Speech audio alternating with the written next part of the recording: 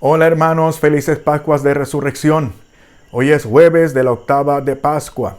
Con la ayuda del Señor trataremos de reflexionar sobre la primera lectura de la misa de hoy, que está en los Hechos de los Apóstoles, capítulo 3, versículos del 11 al 26.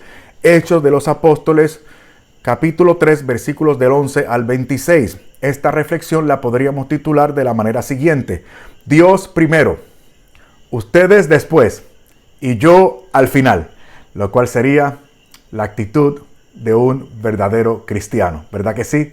Dios primero, los demás después, yo al final. Recordemos a propósito, estamos en Pascua y lo que se quiere significar con este momento litúrgico es que ya morimos con Cristo y que por lo tanto hemos resucitado con Él a una vida nueva en Él. Bueno, nuestro texto de hoy narra la reacción de la gente ante la curación de aquel cojo de nacimiento, del que se cuenta en los versículos anteriores. Y también se cuenta en esta narración la segunda predicación de San Pedro en los Hechos de los Apóstoles. La narración anterior de la sanación del cojo de nacimiento establece el ambiente para que el público que escuchó a Pedro estuviera receptivo.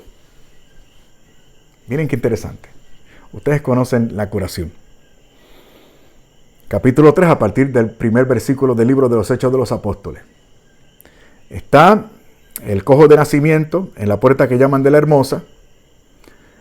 San Juan y San Pedro están entrando en el templo, pasan por el lugar. El que está enfermo espera que le den limosna.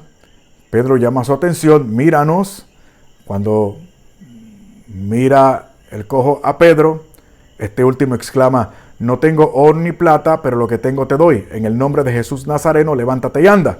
De un brinco se levantó y comenzó a caminar con los apóstoles y a glorificar al Señor. Bueno, y la gente lo vio, y la gente se sorprendió y corrió hacia los apóstoles. Y ahí comienza el relato de hoy. Miren, hermanos, la actitud que entrevemos en el texto de hoy es muy distinta. Comencemos por ahí, es importante. Esta actitud que veremos hoy de parte del público y de parte de Pedro es muy distinta a la actitud de aquellos que se empecinaron en no creer. ¿Se acuerdan, hermanos, en otras reflexiones de esta serie de videos en la que vimos personas que viendo los portentos, milagros y signos del Señor, no solamente no creyeron, sino que peor aún, se concertaron con los enemigos del Señor para perseguir al Señor, apresar al Señor, condenar al Señor y matarlo también? No, pero esta gente es distinta. Aquí pasó algo diferente. Entonces, veamos a continuación cómo esta actitud humilde de asombro y estupor por parte del grupo, por parte de aquella gente, y cómo la actitud de Pedro de rehusar la atención y el honor de la gente para señalar a Jesucristo y aprovechar el acontecimiento para presentar el Evangelio de Jesucristo. Esto es formidable. O sea, vamos a ver eso en este pasaje y en esta reflexión. Vamos a ver cómo estas dos actitudes dispusieron el ambiente para, en definitiva, dar gloria a Dios nuestro Señor, que es lo que importa. Bueno, nuestra reflexión la podemos dividir en tres partes. Primera parte: la gloria no nos pertenece. Segunda parte: lo más importante por delante, Dios. Tercera parte: es momento del cambio. ¿Cómo se relaciona todo esto? Bueno, la gloria no nos pertenece porque corresponde a Dios. Por lo tanto, nosotros, frente a ese hecho, tenemos que decidir, tenemos que cambiar. Bueno, vamos a la primera parte entonces. La gloria no nos pertenece. Versículo 11. Como él sujetaba a Pedro y a Juan, todo el pueblo, lleno de sorpresa, corrió hacia ellos al pórtico llamado Salomón. Noten, el que estaba enfermito anteriormente, sujetaba a Pedro y a Juan. Debido a que aquel hombre estaba fijo, agarrando a los apóstoles, Pedro se apresura para llamarle la atención a aquella gente que venía corriendo. Aquella gente venía corriendo para ver a quién, para distinguir a quién, para saber de quién, de Pedro y de Juan. Entonces, Pedro proactivamente llama la atención. Versículo 12. Al ver aquello, Pedro dijo: Israelitas, ¿por qué se admiran de esto? ¿O por qué nos miran como si hubiésemos hecho andar a este hombre por nuestro propio poder y piedad? Al ver aquello, repito, que la gente corría hacia él y hacia San Juan. La otra frase: ¿por qué nos miran como si hubiésemos hecho andar a este hombre por nuestro propio poder y piedad? Por nuestro propio poder implica divinidad, o piedad, atributo personal, ¿no?, de un gran hombre enviado por los dioses, etcétera, lo que sea. Mire, es parecido a lo que pasó en el capítulo 14 de aquí de los Hechos de los Apóstoles. Cuando Pablo y Bernabé se encontraron con aquella gente que después de presenciar otro milagro, quisieron hasta hacer sacrificios para honrarlos a ellos. Y como Pablo también de igual manera rehusó eso y les llamó la atención. ¿Qué estamos diciendo con esto? La primera parte: la gloria no nos pertenece. Okay. Y hacen claro, entonces, San Juan y San Pedro, que el milagro no ha sido por poder o piedad de ellos. Y aquí, hermano, antes de entrar a la segunda parte, hay que matizar algo. Okay. Nosotros los católicos tenemos la dicha de que nuestra tradición nos ha enseñado la diferencia entre virtudes, dones y carismas. Todos son dones. Las virtudes, propiamente hablando, 7 dones del Espíritu Santo son dones también, y los carismas son dones. Pero la iglesia nos ha ayudado para clasificarlos con ciertos nombres para que sepamos la diferencia entre estas tres cosas. Virtudes y dones son hábitos, es decir, son facultades, poderes, semillas de la gracia de Dios que habitan en nuestra alma para perfeccionarla. La fe, la esperanza y la caridad, ¿verdad que sí? Y las otras virtudes morales, como las capitales, prudencia, justicia, fortaleza, templanza y otras como 54 más que enumera Santo Tomás de Aquino. O sea, y los 7 santos dones del Espíritu Santo que están ahí para perfeccionar nuestra alma, para santificarnos. Y entonces luego están los carismas, como las listas que hace San Pablo en Primera de Corintios, por ejemplo, que se dan para el servicio. Noten la diferencia. Las virtudes y dones que pone Dios nuestro Señor en nuestra alma en gracia, con la gracia santificante, se dan en orden a la santificación nuestra, para configurarnos con Cristo. Y los carismas para servir a la iglesia. Los carismas no habitan en nuestra alma. Son facultades que transitan y por lo tanto no se dan en primera instancia para nuestra santificación, sino para el servicio.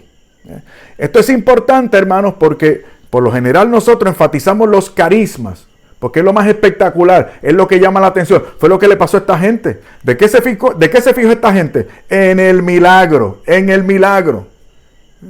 Entonces, pudieron confundir a San Juan y a San Pedro en el sentido de que como estos hombres tienen ese poder, pues estos hombres son de origen divino, o estos hombres son especiales o merecen ciertos honores. Y por eso San Pedro les llama la atención y dice: no, esto no se ha hecho por poder o piedad nuestra. ¿Sí? Esa salvedad, esa diferencia que hace San Pedro, deberíamos nosotros los católicos también hacerla, para no deslumbrarnos por estos carismas hasta confundir la manifestación de un carisma para el servicio con la santidad del individuo a través del cual se manifiesta ese carisma.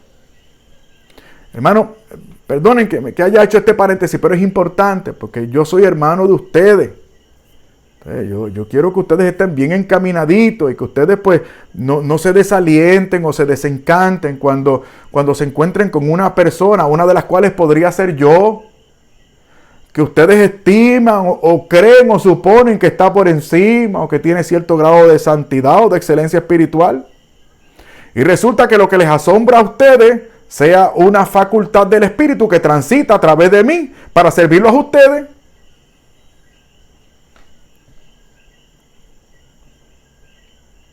Miren cómo se lo voy a decir.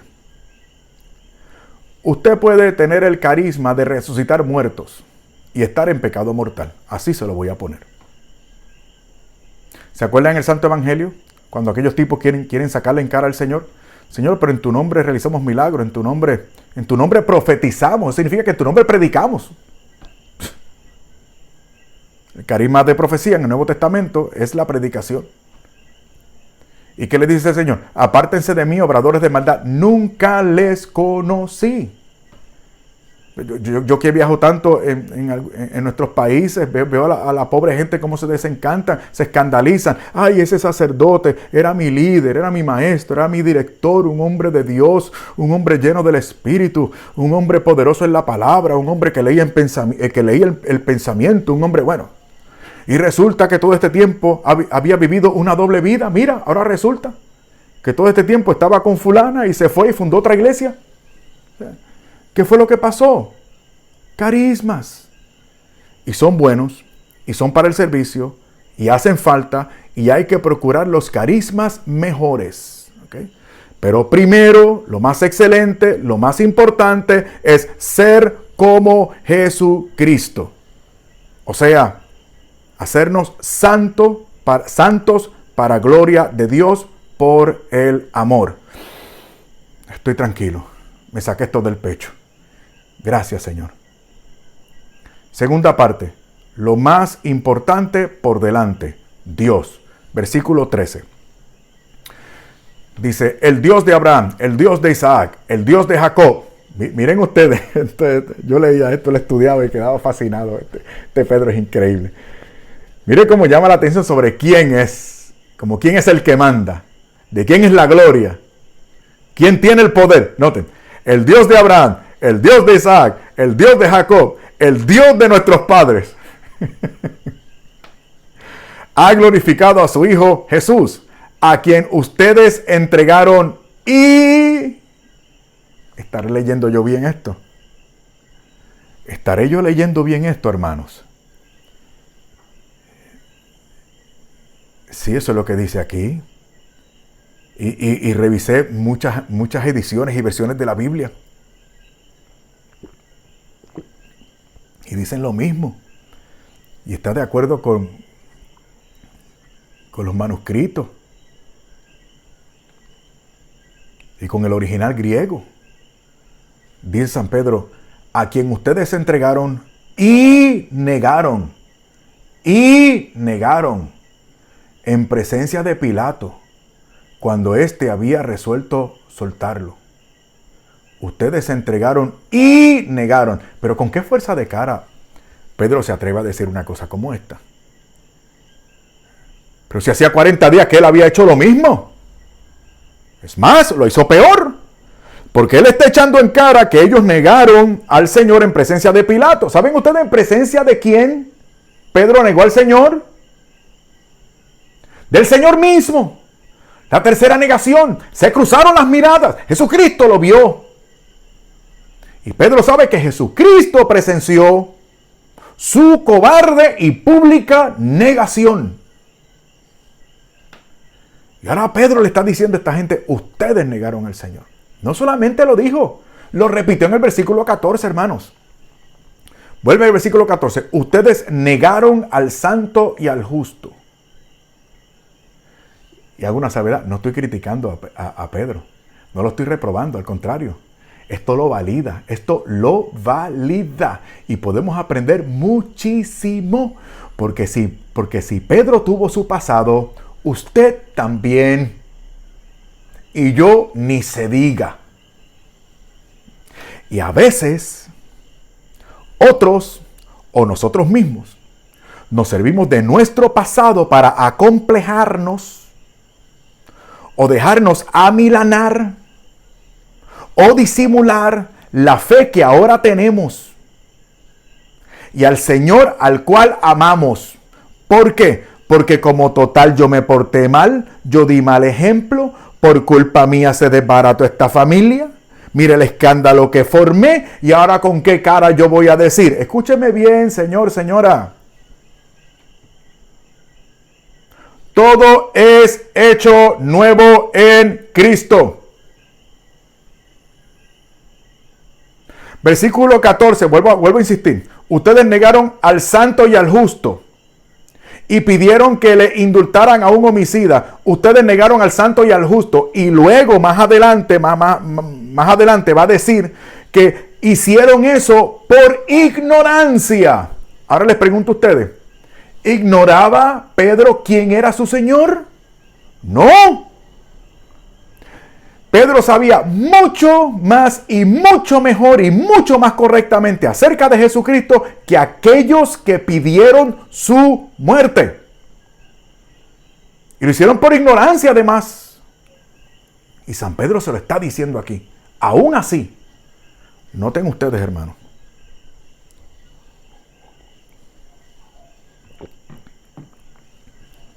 Hermano, mire, yo veía esto.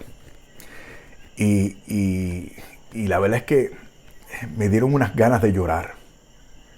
Me dieron unas ganas de llorar porque San Pedro tuvo una conversión tan maravillosa y tan maravillosa que habiéndole fallado al Señor de la manera que le falló, siendo un hombre sin letras, pero claro, después de aquella gran efusión del Espíritu Santo. O sea, se da a la afirmación de Jesucristo, a la exposición de la gloria de Jesucristo, arriesgándose a los señalamientos de la gente, yendo en contra de lo que podría ser su complejo o su sentido de culpa, y yo creo que de eso podemos aprender. Ahora no se trata de hacer los actos de negación que hacen algunas otras personas que se llaman cristianos con un cristianismo esotérico, qué sé yo, de negación de la realidad para proyectarse al futuro y qué sé yo. No, pues yo no sé. El asunto es que nuestro pasado está ahí. Y es bueno recordar y saber y estar consciente de dónde el Señor nos sacó. Pero una cosa es tener nuestro pasado presente para no volverlo a repetir, para aprender de él, para seguir haciendo ejercicio de penitencia y para que nos sirva para ser humildes y para ser más agradecidos de Dios nuestro Señor y sirvamos con más misericordia. Para eso está bien. Pero no podemos avergonzarnos, ni callarnos la boca, ni cambiar el mensaje. Bajo ninguna circunstancia. Miren, hermano, yo estaba viendo esto en la Escritura. Dios mío, es increíble la mucha Escritura, lo mucho que ha hablado el Espíritu Santo en este mismo sentido. Segunda de Corintios capítulo 5. Son buenas noticias, hermano. Gócese lo que le vamos a decir de ahora en adelante. Segunda de Corintios capítulo 5, versículos 17 al 18. Por tanto, si alguno está en Cristo, es una nueva criatura. Lo viejo pasó. Ya ha llegado lo nuevo y todo proviene de Dios, que nos reconcilió consigo por medio de Cristo y nos confirió el ministerio de la reconciliación. Nos ha conferido el ministerio de la reconciliación a otros de manera formal y profesional o ministerial, y a nosotros como seglares también. Participamos del ministerio de la reconciliación. Porque estamos en Cristo. Somos nueva criatura. Lo viejo pasó, ahora todo es hecho nuevo. ¿Me quieres seguir recordando la cloaca de la cual salí? ¿Ah? Hazlo. Mira, humíllame, di lo que tú quieras. Mientras más me humilles por lo que yo fui en el pasado, más nuestro Dios será glorificado, porque podrán contrastar lo que yo era y lo que ahora soy por la gracia de Dios, aunque no lo quieran reconocer. En el fondo lo saben. Y por eso tenemos que vivir vidas coherentes, que testifiquen de lo que Dios ha hecho de verdad en nuestras vidas y glorifiquen a Dios. Romanos capítulo 6, versículo 6. Sabiendo esto, que nuestro hombre viejo fue crucificado con él, para que fuera destruido el cuerpo del pecado, a fin de que ya nunca más sirvamos al pecado. Quien muere queda libre del pecado. Y si hemos muerto con Cristo, creemos que también viviremos con Él. Morimos con Él. Ahora vivimos con Él. Una vida nueva y plena. Repito, no nos olvidamos del pasado. Y estamos muy agradecidos. Y eso nos hace más humildes. Y nos hace ser más misericordiosos. Hay un versículo del Salmo 119 que a mí me marca tanto. Qué pena que no recuerde ahora el versículo. Dice el salmista que le da gracias a Dios por haberlo humillado, porque de esa forma ha aprendido a guardar sus mandamientos.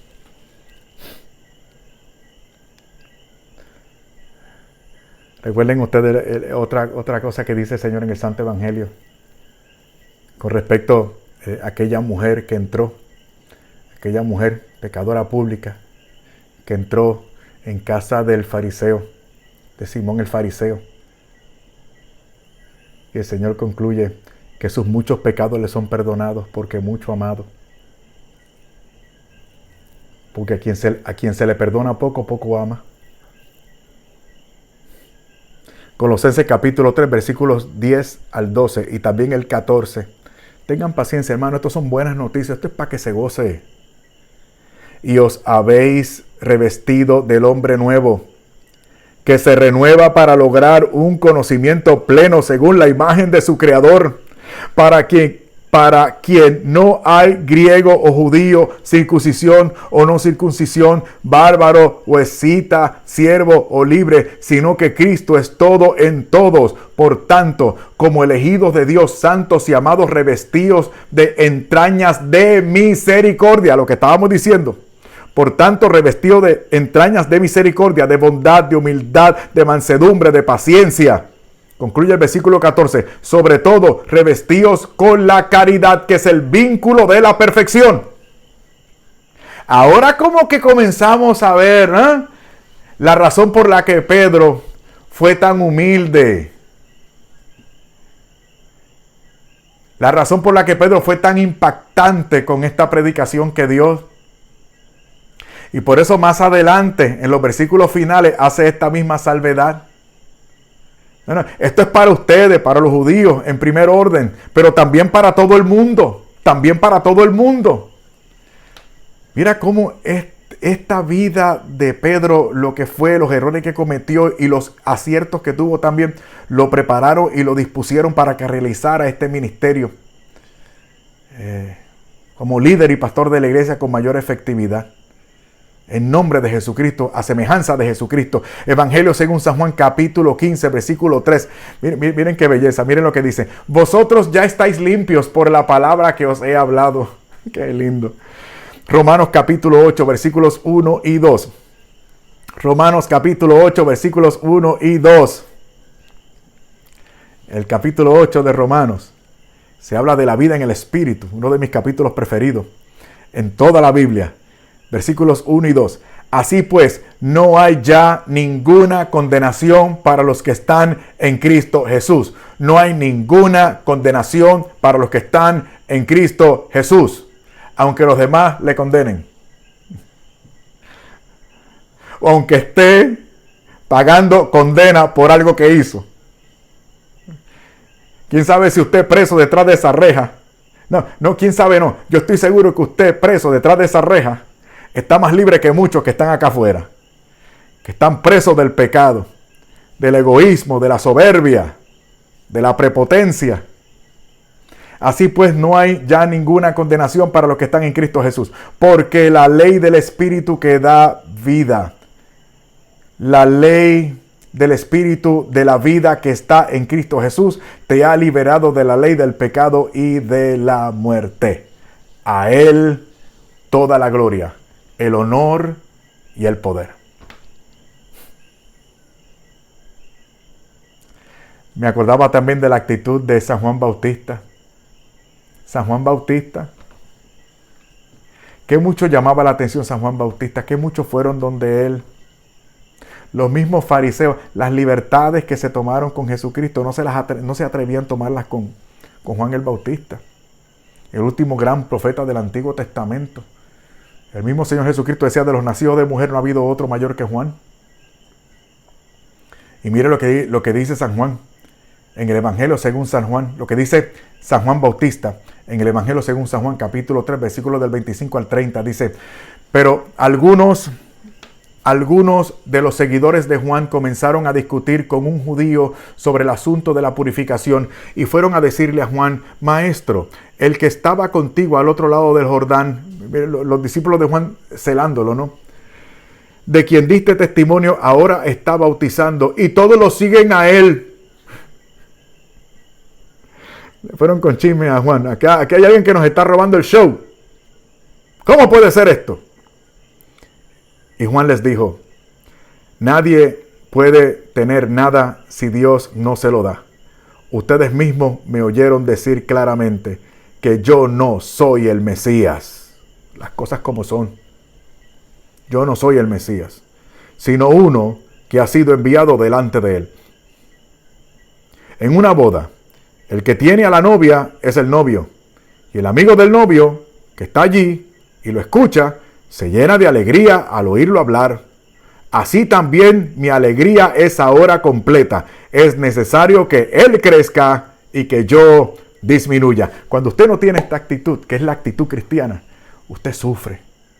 Lo reconocieron a él. De mí no dijeron nada. Ni siquiera mencionaron mi nombre. ¿Por qué no pusieron mi foto en la promoción? Mis créditos no aparecieron en el video.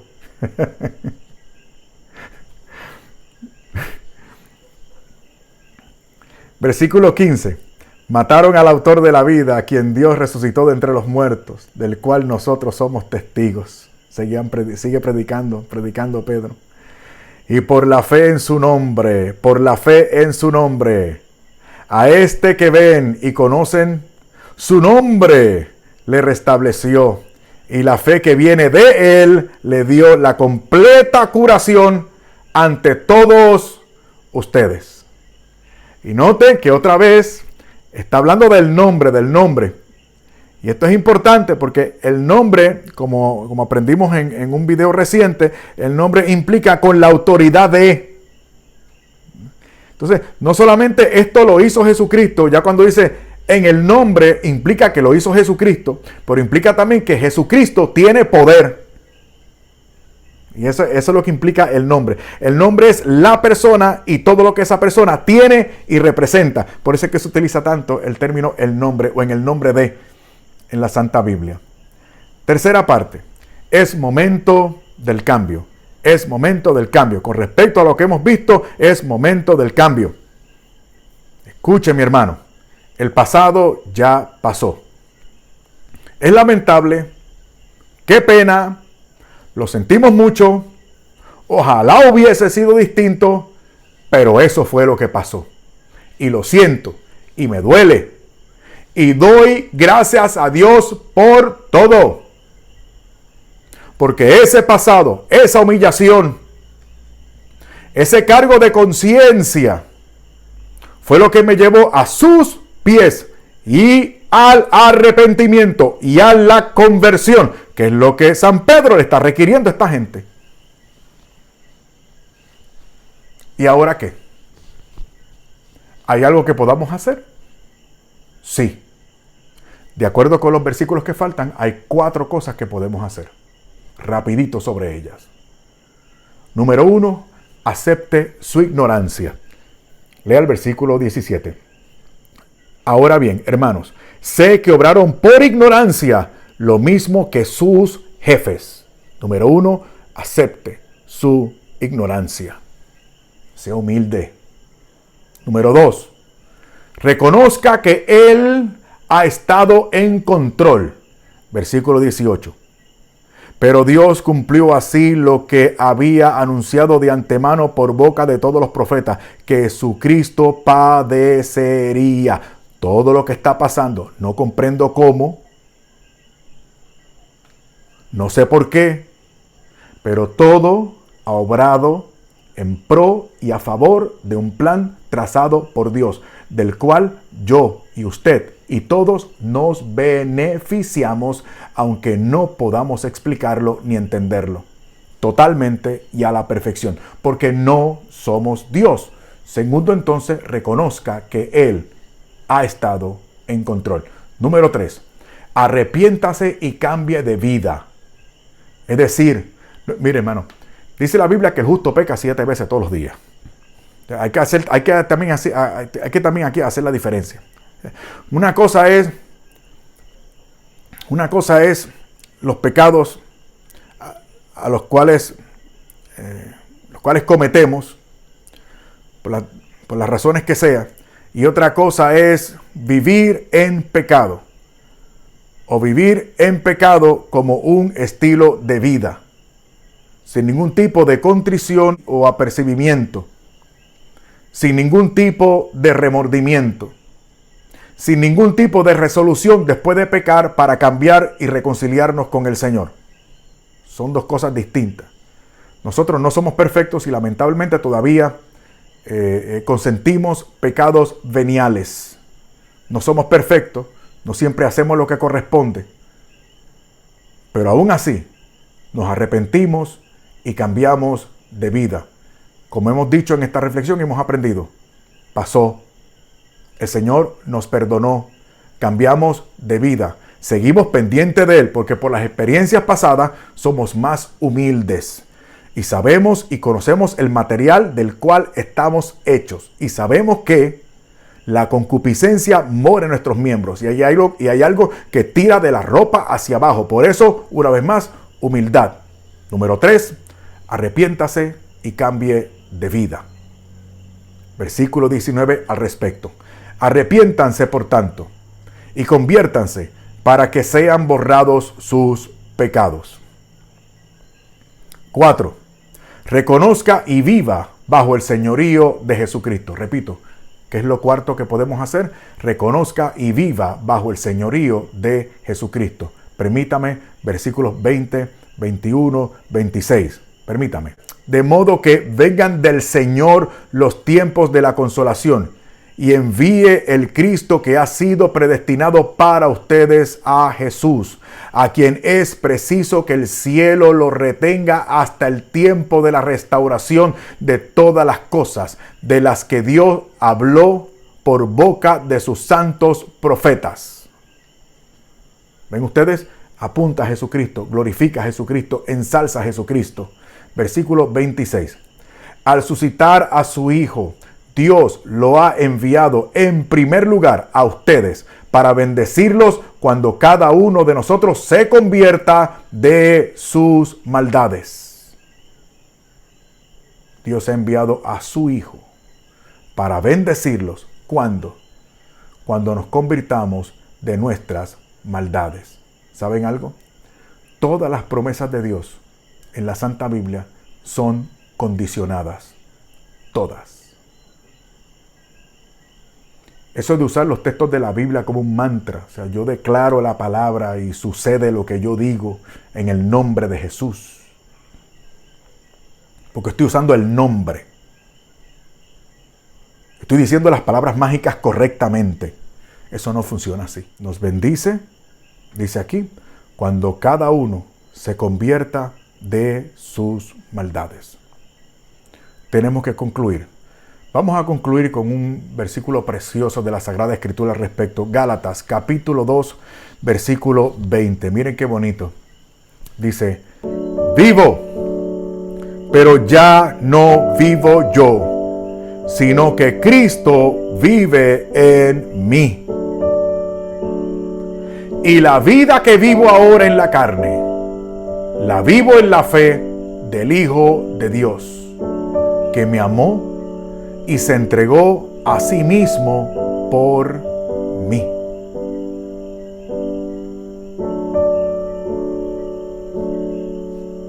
Este es el cristianismo. Esta es la fe de Jesucristo. Este es el Evangelio. Como trato de explicarle a mis amigos, el Evangelio es la realidad patas arriba. El que quiera ser primero, hágase último. El mayor es el que sirve. El que trata de preservar su vida la perderá. Y el que pierda su vida por mí, dice el Señor, la obtendrá. Es una paradoja, pero es el Evangelio. Es el estilo de vida al cual el Señor nos ha llamado. Que el Señor nos ayude. Muchas gracias.